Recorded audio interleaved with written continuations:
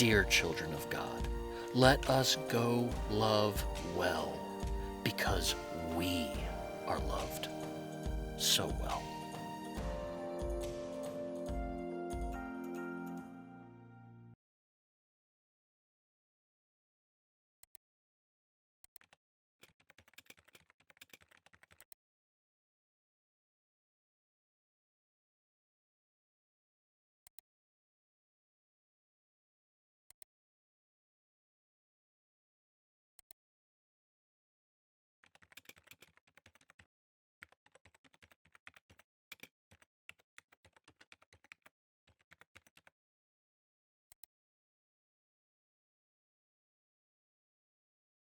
Hi, we're the Guthries, and we really wish we could meet you in person, but we do know that several of you have asked about our daughter Abigail, and we wanted to send along some content that would show her loved well legacy.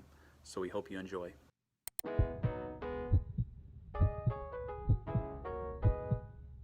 Abigail is our first child.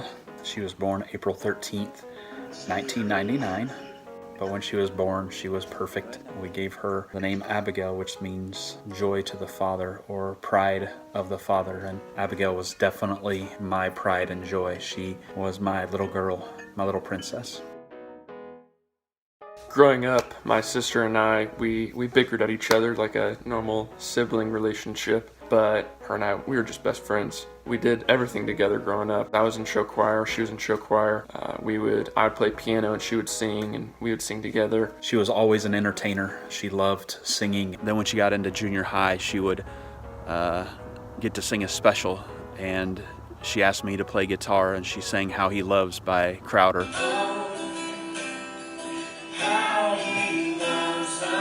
Music was just a good thing that brought us together. She loved art and has drawn some amazing pieces of art. In fact, one of the pieces was kind of the inspiration for the TCTC logo this year.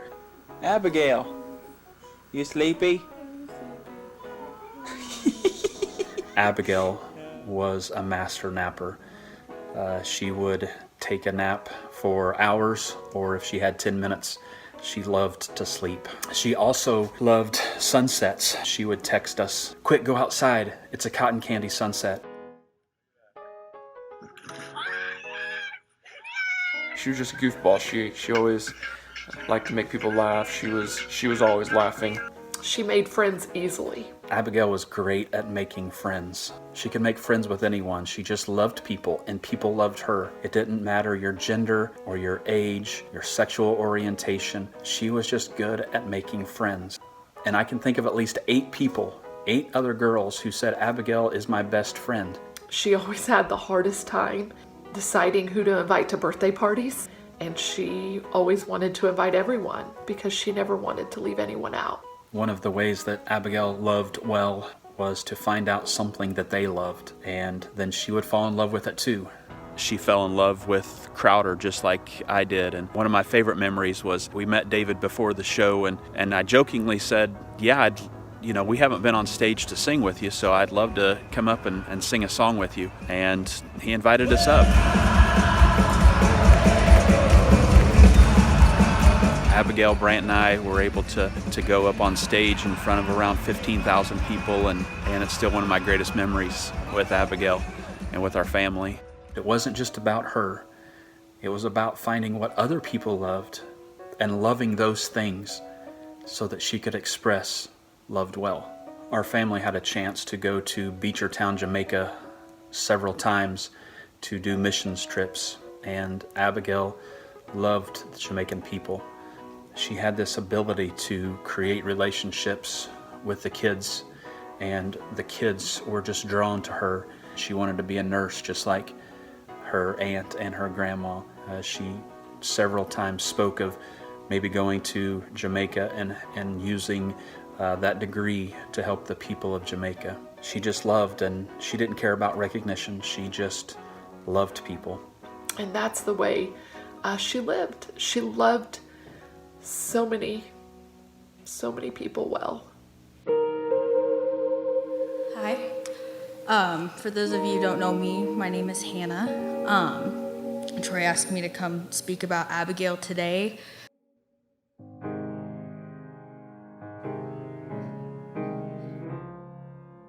On Sunday night, my best friend, Abigail, laid down for a nap and woke up face to face with Jesus. It's a night that we still remember. It's a traumatic night, traumatic experience that we went through. There's no reason. Her heart had just stopped. And her heart had probably gone out of rhythm, and that caused her heart to stop. And that's been the hardest part for us, obviously. Usually there's a reason for everything. And for us to hear, there's no reason why my sister passed away. It's just been very hard for us. We went from planning an amazing vacation as a family to having to figure out how to bury our 20-year-old daughter. We had to go to our apartment and find an outfit for her to wear for the funeral.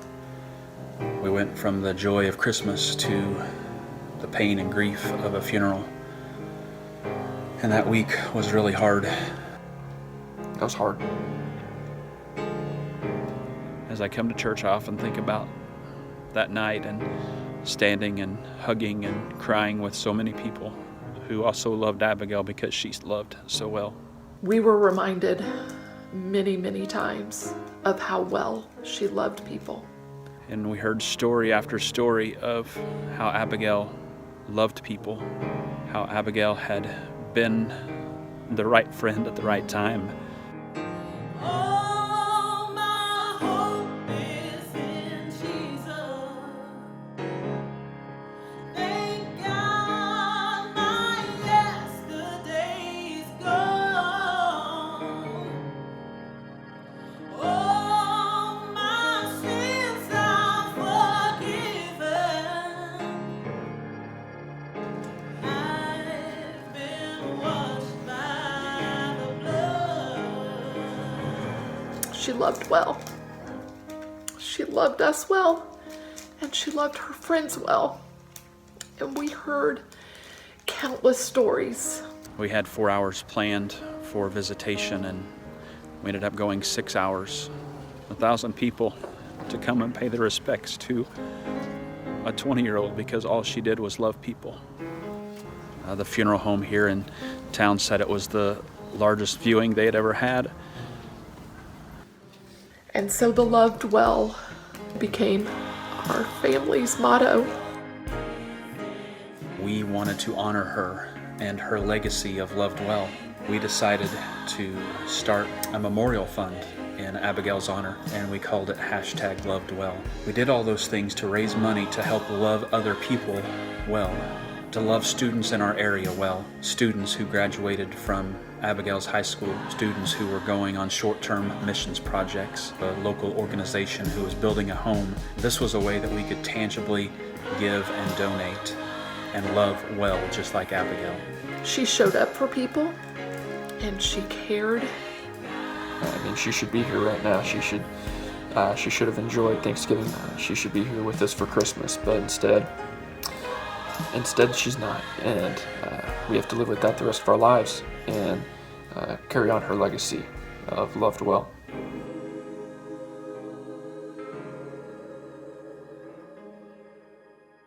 But recently we've been thinking about a lot of coincidences that we've experienced. First of all, before Abigail died, we each got to spend a special day with Abigail. Mom and Dad had good last moments with her. Mom went shopping, and Dad got the tattoo on his wrist. And Abigail told Dad that tattoo and him going to eating lunch at Olive Garden with her, that was one of the best days of her life. And that's 100% God's sovereignty. She was born on April 13th, so that 13 was meaningful, and the heart, because I love her, and the dagger at the time, it represented sometimes loving is hard, sometimes it breaks us. Our last journal entry is Matthew 6:21. It says, "For where your treasure is, there your heart will be also."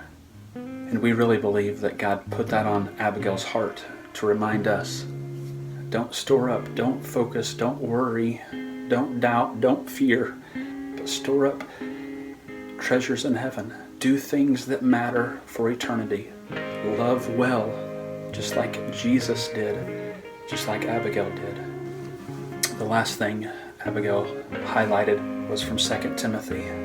For I am already being poured out like a drink offering, and the time has come for my departure.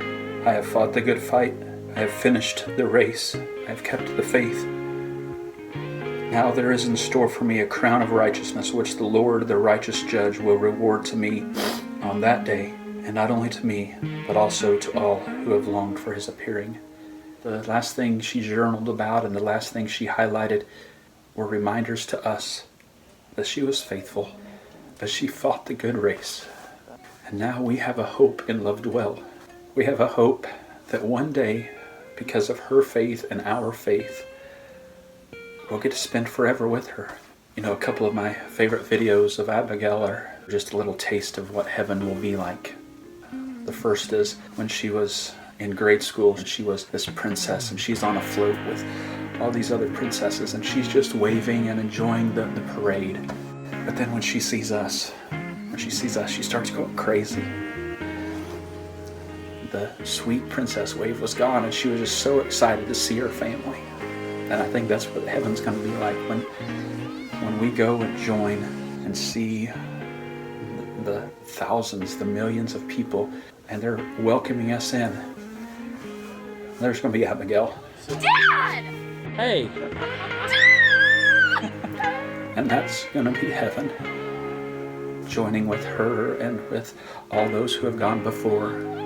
Being welcomed in with giant waves and an embrace that I miss.